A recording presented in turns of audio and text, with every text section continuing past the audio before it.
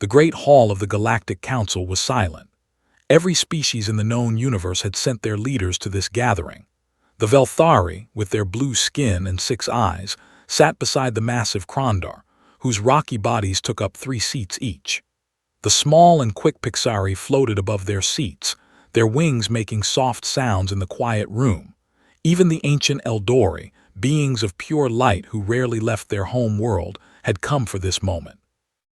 Ambassador Sarah Chen stood at the center of the room.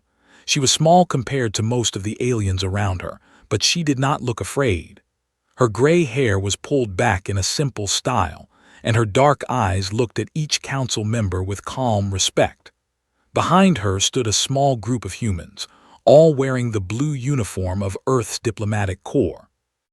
"The council will now begin," said High Chancellor Vorn.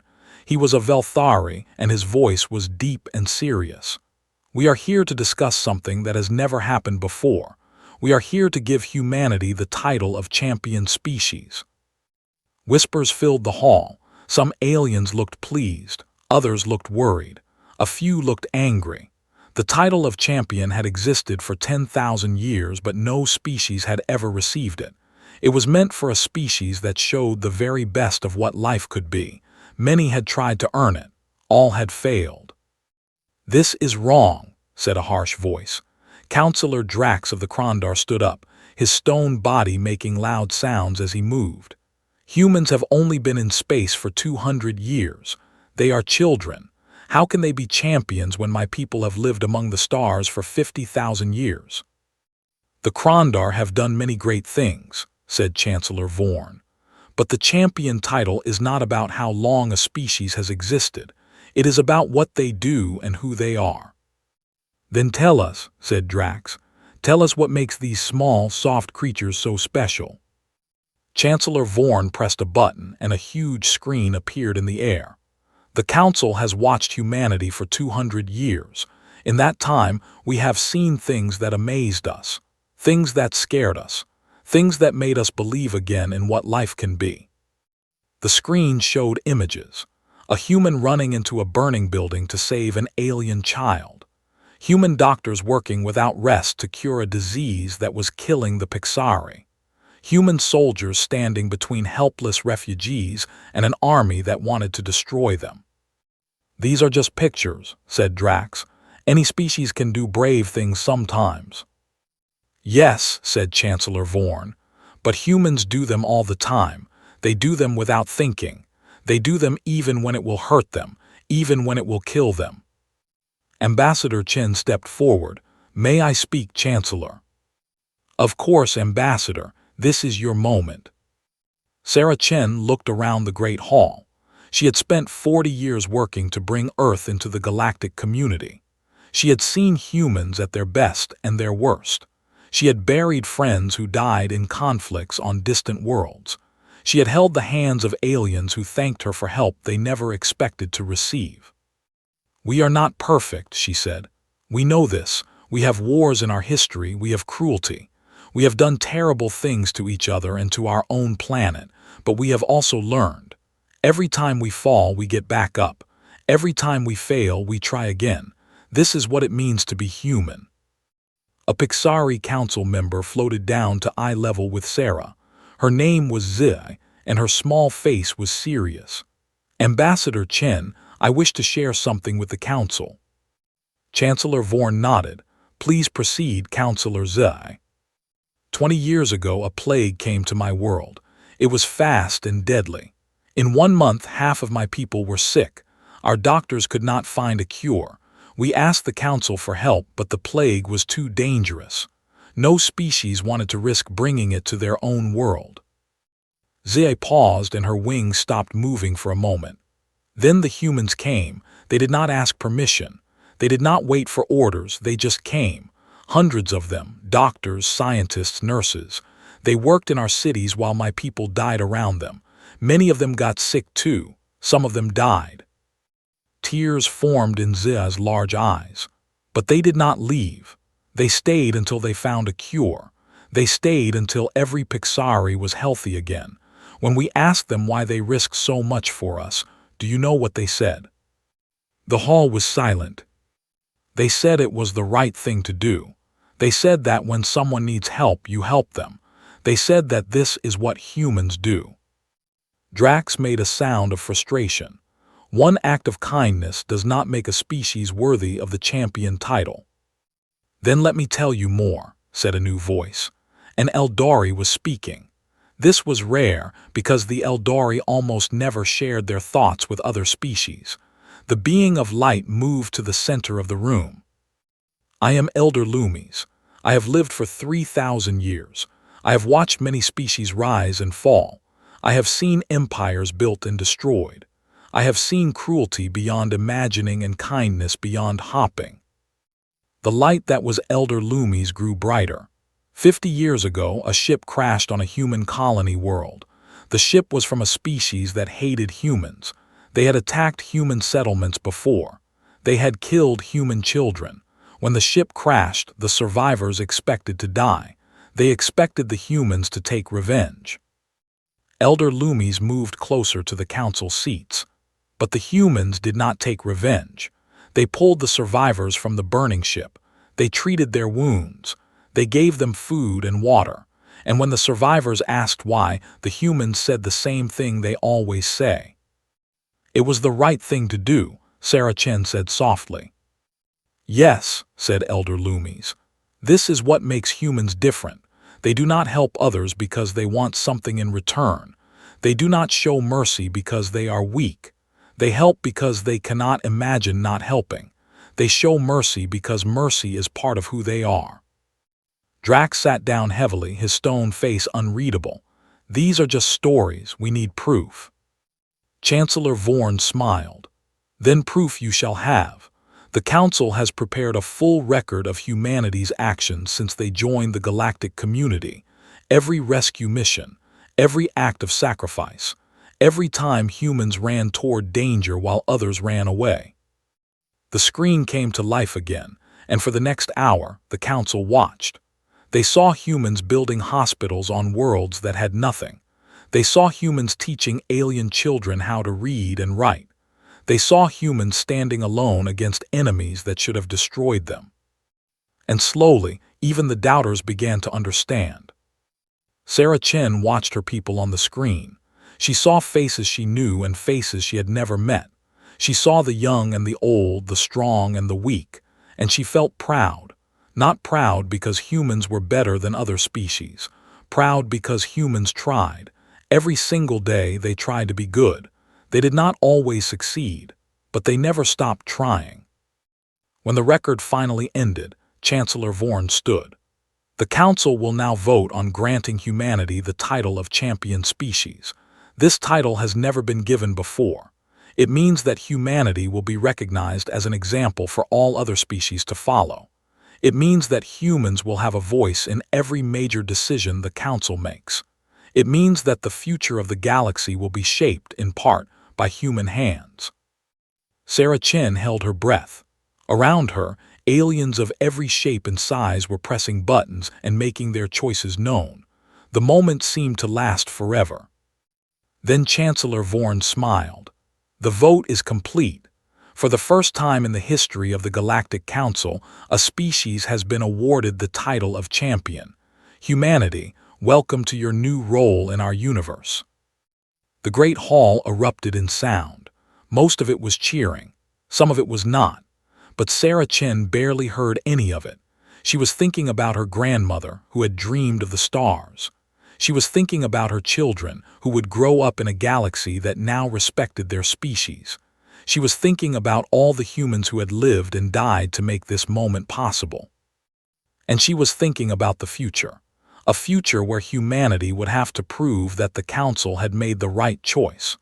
A future where they would face new challenges and new enemies. A future that was bright with possibility and dark with danger.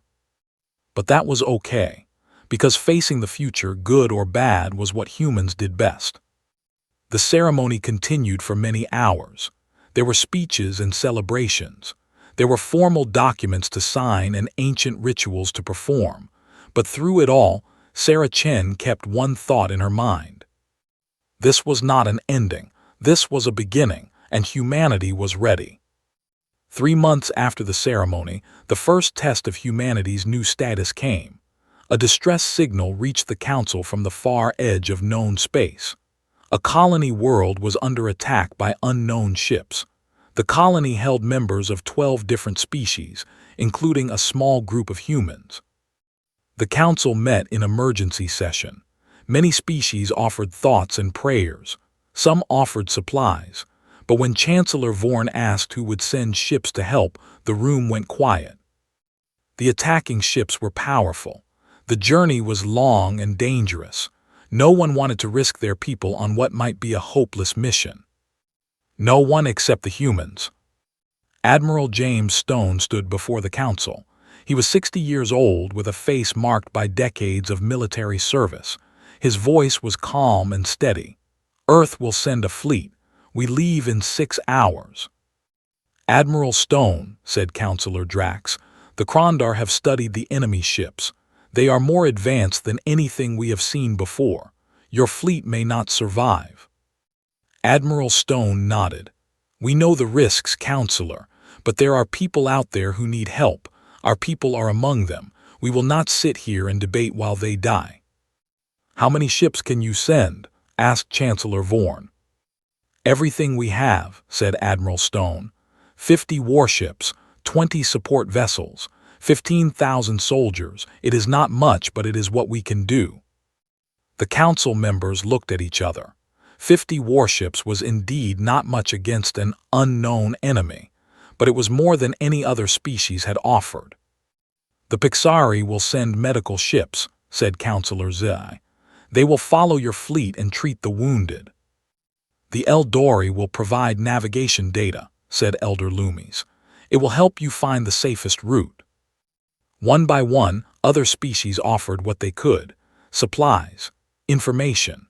A few even offered small numbers of ships. Within an hour, the mission had grown from a desperate human gamble to a true coalition effort. Ambassador Chen watched with quiet pride. This was what the champion title meant. Not that humans would do everything alone, but that they would lead the way. They would be the first to step forward, and others would follow. Admiral Stone turned to Sarah. "Ambassador, I would like you to come with us. The colonists will need a diplomat to help them recover, and the galaxy needs to see that humanity's leaders are willing to share the same risks as our soldiers." Sarah did not hesitate. "I will be honored to join you, Admiral." 6 hours later, the fleet launched. 73 ships from 9 different species flew toward the edge of known space. At their head was the human flagship, a massive vessel named Hope. Sarah stood on the bridge of the Hope and watched the stars blur as they entered faster-than-light travel. Around her, humans and aliens worked together. A Pixari navigator sat beside a human pilot. Krondar engineers worked alongside human technicians. For the first time in galactic history, a true multi-species fleet was heading into battle. Admiral Stone came to stand beside her. "Nervous, Ambassador." "Terrified," Sarah admitted, "but that has never stopped me before." The Admiral smiled. "That is the human way, is it not? Feel the fear and do the thing anyway." "I suppose it is," Sarah said. "I just hope we are not making a terrible mistake." "We might be," said Admiral Stone. "We might all die out here, but at least we will die trying to help people. That is better than living with the knowledge that we could have helped and chose not to." Sarah nodded. She had lived her whole life by that belief. It was the belief that had driven her into diplomacy. It was the belief that had brought humanity to the stars. And it was the belief that had earned them the champion title. Now they would see if that belief was enough to save a world. The journey took 3 weeks. 3 weeks of preparation and planning. 3 weeks of drills and meetings. 3 weeks of learning to work with species they barely knew. And then finally they arrived. The colony world was called Harmony. It had been founded 50 years ago as an experiment in multi-species cooperation. Different species living together, learning from each other, building something new. For decades, it had worked. Harmony had become a symbol of what the galaxy could be. Now it was burning. From orbit, Sarah could see the fires. Whole cities were in flames. Ships flew through the atmosphere, dropping bombs and firing weapons. On the ground, millions of people were running, hiding, dying. "Report," said Admiral Stone, his voice tight with controlled anger. 17 enemy ships in orbit, said the tactical officer. Unknown design, unknown weapons. They have established a blockade around the planet. Nothing gets in or out. What about the colonists? Scattered, some are hiding in the mountains.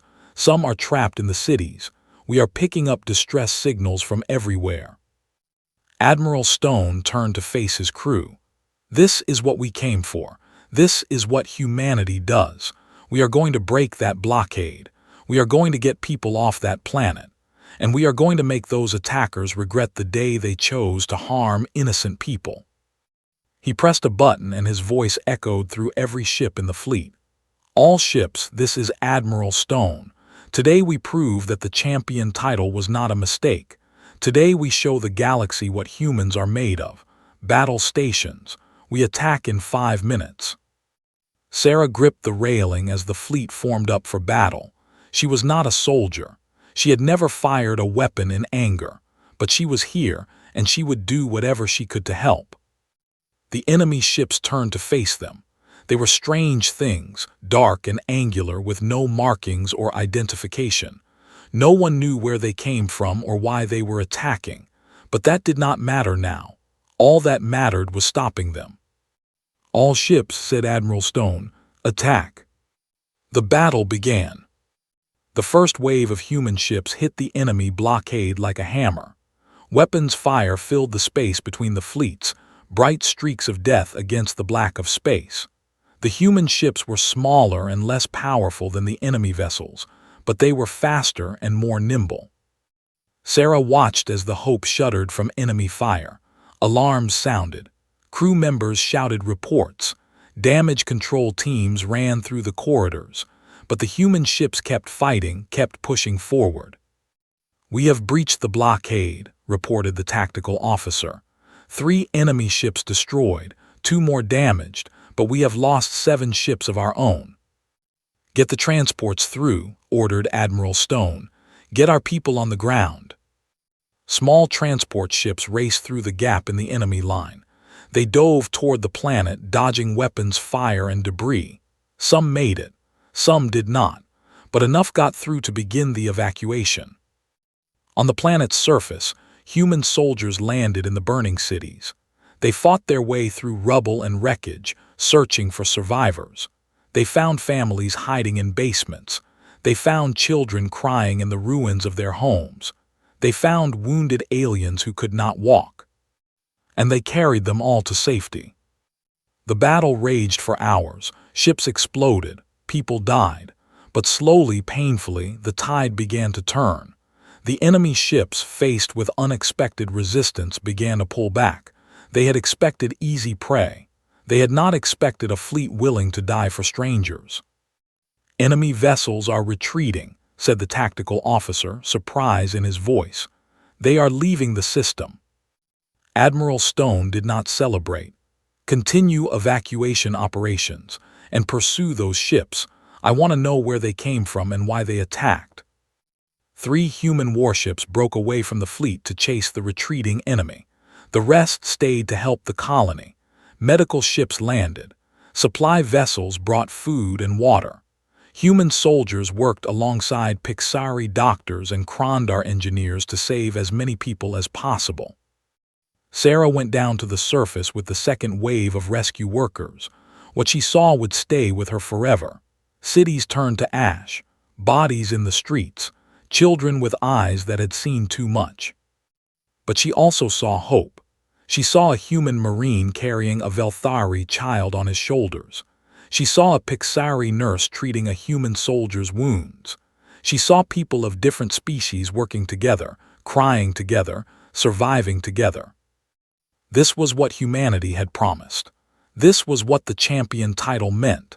Not that humans were better than others, but that they would lead the way. They would show that courage and compassion were stronger than fear and hate. The evacuation took 3 days, 3 days of constant work with no sleep and little rest. By the end, 20 million colonists had been rescued. Another 5 million had died before help arrived. It was a victory, but it was also a tragedy. On the 4th day, the pursuing warships returned with news. They had tracked the enemy to a system at the very edge of known space. They had found a hidden base and destroyed it, and they had discovered who was behind the attack. Admiral Stone called an emergency meeting in the Hope's main conference room. Sarah attended, along with senior officers from every species in the fleet. The admiral's face was grim. The attackers were mercenaries, he said, hired soldiers from a dozen different species. They were paid to attack Harmony and destroy everything there. Paid by whom? Asked Sarah. Admiral Stone hesitated. We captured some of the mercenaries. They told us that their employer was a group called the Purity Alliance, a secret organization that believes each species should live separately. They saw Harmony as a threat to their beliefs, a symbol that cooperation was possible. The room erupted in angry voices. The idea that some people hated cooperation enough to kill millions was almost too horrible to believe. There is more, said Admiral Stone, quieting the room. The Purity Alliance is not small. They have members in many species, including our own. They have been planning for years. Harmony was just the first target. Sarah felt cold. First target, what are the other targets? We do not know yet, but we will find out, and we will stop them. Chancellor Vorn's face appeared on the main screen. He had been watching the meeting from the council chambers. Admiral Stone, Ambassador Chen, you have shown today why humanity deserved the champion title, but this threat is larger than any single species. The council must work together to face it. We agree, said Sarah, but someone has to lead the effort. Someone has to be willing to take the risks and make the hard choices. That is what champions do. Chancellor Vorn nodded slowly. Then lead, Ambassador. Lead, and the council will follow. The meeting ended, but Sarah stayed in the conference room looking out at the wounded planet below. So many dead, so many hurt, and this was just the beginning. But humanity had faced dark times before. They had faced wars and plagues and disasters that should have ended them. Every time they had survived. Every time they had rebuilt. Every time they had found hope in the darkness. They would do it again. They would find the Purity Alliance. They would stop them. And they would prove that the champion title was not just words on a certificate, but a promise. A promise to stand against evil. A promise to protect the innocent. A promise to never give up, no matter how hard things got. Sarah Chen, Ambassador of Earth and Champion of the Galactic Council, made that promise in her heart. And she would keep it, whatever the cost. The Hope turned away from Harmony and set course for home. Behind them, a wounded world began the long process of healing. Ahead of them, a galaxy waited to see what humanity would do next. Sarah knew they would not be disappointed. The investigation into the Purity Alliance took 6 months. 6 months of searching through records and questioning witnesses. 6 months of following clues and tracking down leads. 6 months of discovering just how deep the rot went. Sarah led the effort from Earth, coordinating with agents from every species in the galaxy. They found Purity Alliance cells on 100 different worlds. They arrested thousands of members, but the leaders stayed hidden, always one step ahead. Then they got a break. A Velthari intelligence agent discovered a message. It described a meeting of the Purity Alliance's highest leaders. The meeting would happen in 3 weeks on a remote station at the edge of known space. All of the Alliance's top commanders would be there. It was a trap. Everyone knew it was a trap. The Alliance must have let the message be found, hoping to lure their enemies into an ambush. But it was also an opportunity. If they could capture or kill the Alliance leaders, the organization would fall apart. The attacks would stop. The galaxy would be safe. Admiral Stone brought the plan to Sarah. We could send a strike force. Go in fast, hit hard, get out before they know what happened. They will be expecting that, said Sarah. They will have defenses ready. Then what do you suggest? Sarah thought for a long moment. We do not send soldiers, we send diplomats. We go in under a flag of peace and try to negotiate. Admiral Stone stared at her. You want to negotiate with terrorists? I want to understand them. I want to know why they hate cooperation so much, and I want to give them a chance to stop before more people die. They will kill you. Maybe, or maybe they will listen. People are not born hating others. Something made them this way. If we can understand what, we might be able to change it. Admiral Stone shook his head. Ambassador, with respect, this is foolish. The Alliance has killed millions. They do not deserve mercy. Everyone deserves a chance, said Sarah. That is what being champion means. We do not just fight our enemies, we try to save them too. The debate went on for days. Some people agreed with Sarah, others thought she was crazy. In the end, the council let her try, but they also sent a fleet to wait nearby, ready to attack if the negotiations failed. Sarah picked her team carefully. She chose diplomats who were calm and brave. She chose translators who could speak many languages. And she chose Dr. Marcus Webb, a human psychologist who had spent his career studying hate. Why does the Purity Alliance exist? Sarah asked him as they traveled to the meeting. Dr. Webb was quiet for a moment. Fear, he said finally. They are afraid of what the galaxy is becoming.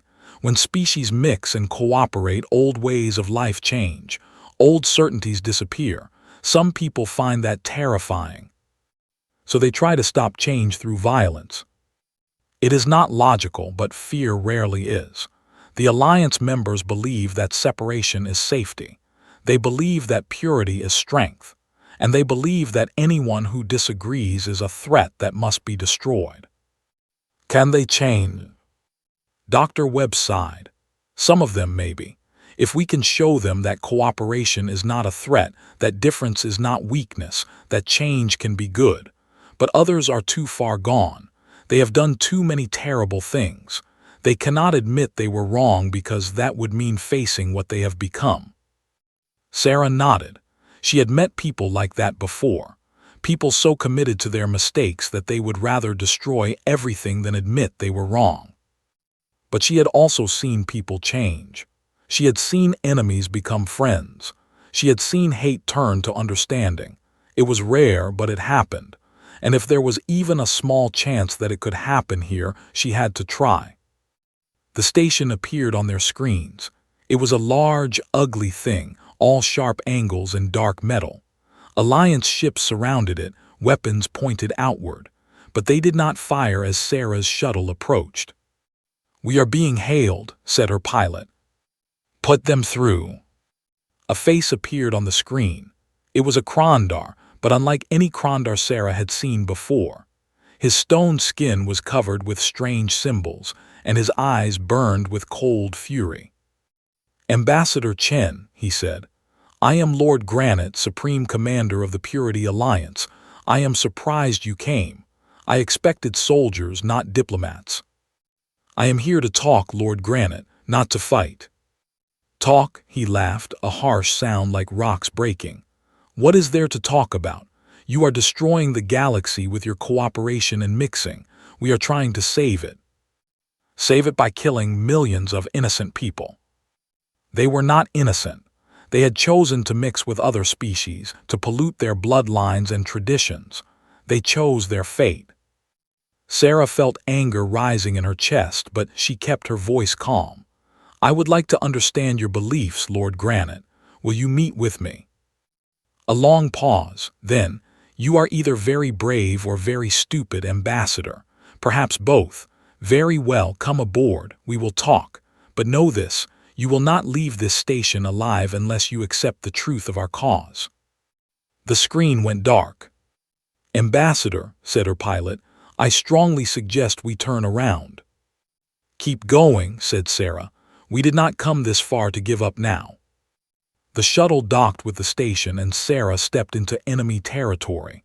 Alliance soldiers surrounded her team immediately. They were rough and suspicious, but they did not attack. Not yet. Lord Granite met them in a large chamber filled with screens showing images of different species separated by walls and barriers. His vision of the future, a galaxy where everyone stayed in their own box, never touching, never sharing, never growing. "You see," he said, "this is what the galaxy should be, each species in its place, no mixing, no confusion, order and purity." "It looks like a prison," said Sarah. "It looks like safety. When species mix, conflicts arise, different values clash, different customs collide, war is inevitable." But war happens between separate species too. The great wars of history were not about mixing. They were about fear and greed and pride. Those wars were understandable, necessary even, but the conflicts that come from mixing are worse. They destroy the very soul of a species. They dilute what makes each race unique. Sarah studied the Krondar leader. Underneath his confidence, she could see something else. Pain. Old, deep pain that he had covered with hate. "What happened to you?" she asked quietly. "Why do you believe these things so strongly?"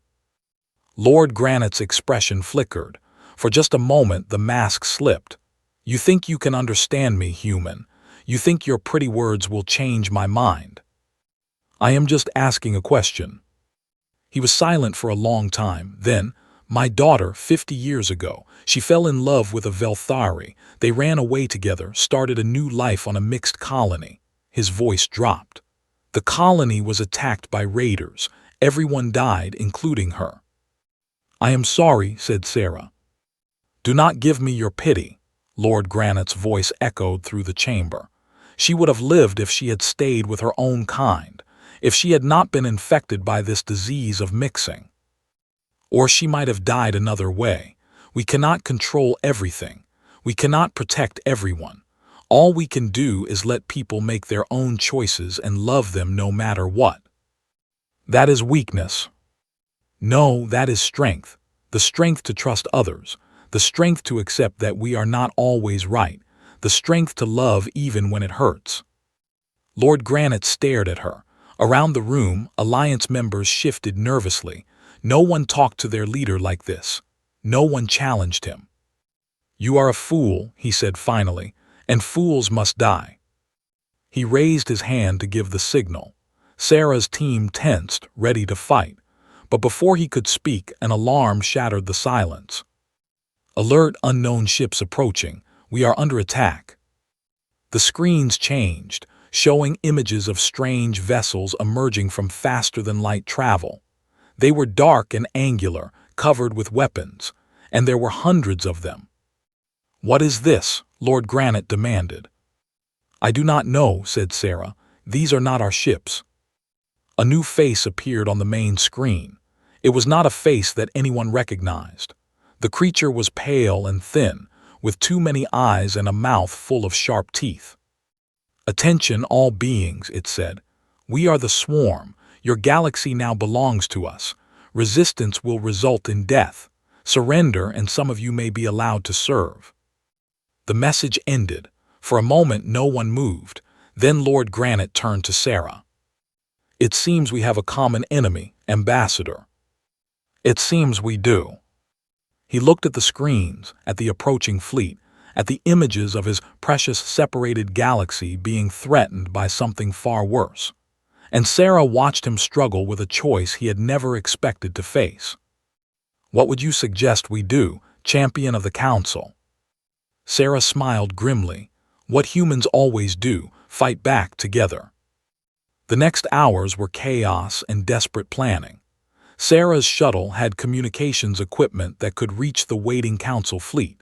She sent an emergency message, warning them about the swarm and asking for immediate help. But help was hours away. The swarm fleet was minutes away. If they were going to survive, the Alliance and the Council representatives would have to work together. It went against everything the Purity Alliance believed. It went against years of planning and ideology and hate. But facing extinction had a way of changing priorities. Lord Granite gathered his commanders. Sarah gathered her team. Together, they looked at the tactical displays and tried to find a way to survive. "The swarm ships are more advanced than ours," said an Alliance strategist. "Their weapons can destroy us from long range. If we try to run, they will catch us. If we try to fight directly, they will overwhelm us." "Then we do not fight directly," said Sarah's pilot, a young human named Lieutenant Kim. "We use the station as cover, make them come to us, fight in close quarters where their range advantage does not matter." "That might work," said Lord Granite slowly, "but they outnumber us 20 to 1. Even in close combat we cannot win." "We do not need to win," said Sarah. "We just need to survive long enough for help to arrive. And if help does not arrive in time, then we die fighting. Better that than surrendering to whatever those things want." Lord Granite studied her. "You really are not afraid, are you?" "I am terrified, but being afraid and being brave are not opposites. Being brave is being afraid and doing the right thing anyway." The Krondar leader nodded slowly. Then he turned to his commanders. "You heard the champion. We fight. Alliance forces will work with council representatives. Anyone who has a problem with that can take it up with me personally." No one had a problem with it. The swarm arrived like a wave of darkness. Their ships swarmed around the station, testing its defenses, looking for weaknesses. Alliance and council forces fought side by side, using every trick they knew to stay alive. Sarah was not a soldier, but she found ways to help. She coordinated communications between different groups. She helped treat wounded fighters. She talked to frightened soldiers and reminded them why they were fighting.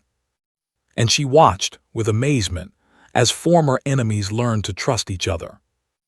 A Purity Alliance Krondar and a Council Pixari worked together to repair a damaged weapons system. A human Marine and an Alliance Velthari fought back-to-back against swarm boarding parties. Dr. Webb talked a panicking Alliance member through a breakdown, showing him that different species could understand and help each other. The battle raged for hours. Ships exploded, people died, but somehow, impossibly, they held on. "The swarm is pulling back," reported the tactical officer. "They are regrouping for a final assault." "How long until the council fleet arrives?" asked Lord Granite. 20 minutes. "Can we hold that long?" The officer hesitated. "I do not know." Sarah stepped forward. "We can hold. We have to hold. Everyone on this station has something to fight for. Everyone has something to protect. That makes us stronger than any enemy." She opened a channel to the entire station. "This is Ambassador Chen.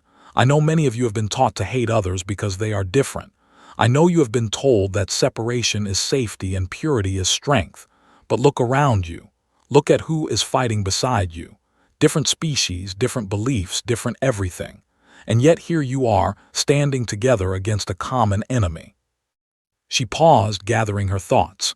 "The swarm wants to enslave us all. They do not care if you are Krondar or human, Alliance or Council. To them we are all just prey. The only way we survive is together. The only way we win is together. So forget what you have been told. Forget the hate and the fear. Remember only this: the person next to you is your ally, your friend, your fellow survivor. Fight for them and they will fight for you." The channel closed. Lord Granite was staring at her. "You really believe that, do you not? That people can change, that hate can become friendship?" "I have seen it happen. I am seeing it happen right now." The swarm launched their final assault. Every ship they had left came screaming toward the station. Alliance and Council forces met them with everything they had. The battle was brutal and bloody and terrifying. But they held. When the Council fleet finally arrived, they found something no one expected. Alliance forces and Council forces fighting side by side. Former enemies protecting each other. A station that should have been destroyed still standing, battered but unbroken. Admiral Stone's face appeared on the screen. Ambassador Chen, I see you found a way to make peace after all. Sarah laughed, exhausted but alive. It was not quite what I planned, Admiral, but yes, I think we did. The Council fleet engaged the swarm and the battle turned decisively. The alien invaders, faced with fresh enemies and a defense that refused to break, began to retreat. Within hours, they were gone, fleeing to whatever dark corner of space they had come from. The survivors gathered in the station's main chamber. Alliance members and council representatives, wounded and weary but alive. Lord Granite stood at the front, his stone face unreadable. Ambassador Chen, he said, you were right, I was wrong. Separation is not strength, it is weakness. We almost died today because we were divided. We survived because we came together. He knelt, a gesture of profound respect in Krondar culture. The Purity Alliance is finished. I will spend whatever time I have left trying to repair the damage we caused, and I will tell everyone who will listen. The humans are champions not because they are perfect, but because they believe in the best of all of us, even when we do not believe in ourselves. Sarah helped him to his feet. Thank you, Lord Granite, but the real heroes are everyone here, everyone who chose to fight for each other instead of against each other. She looked around the chamber at the faces of dozens of different species. They had been enemies. Now they were something else. Not friends yet, maybe, but allies, survivors, people who had seen the worst of the galaxy and chosen to respond with the best of themselves. This was what the champion title meant. Not perfection, not superiority, just the willingness to try, to reach out, to believe that tomorrow could be better than today. The Council would need to deal with the swarm threat. The Purity Alliance members would need to face justice for their crimes. There would be years of work ahead, healing old wounds and building new bridges. But Sarah Chen looked at the future and smiled. Because humanity had proven something today. They had proven that the champion title was not just an honor, it was a responsibility. A responsibility to show the galaxy what was possible when people chose hope over fear, courage over cowardice, love over hate. And humanity would keep proving it every day, for as long as the stars burned. That was the human way, and the galaxy was better for it. The ships that had fought together flew home together. Alliance vessels alongside Council vessels, enemies who had become allies, strangers who had become friends. And at the center of it all, a small human ambassador who had believed in people, even when they did not believe in themselves. Sarah Chen, champion of the Galactic Council, watched the stars pass by and felt at peace. The galaxy was a big place, full of wonders and terrors, but it was also full of people who could be better than they were, people who could choose good over evil, people who could change. All they needed was someone to show them the way. And that was exactly what humanity was for.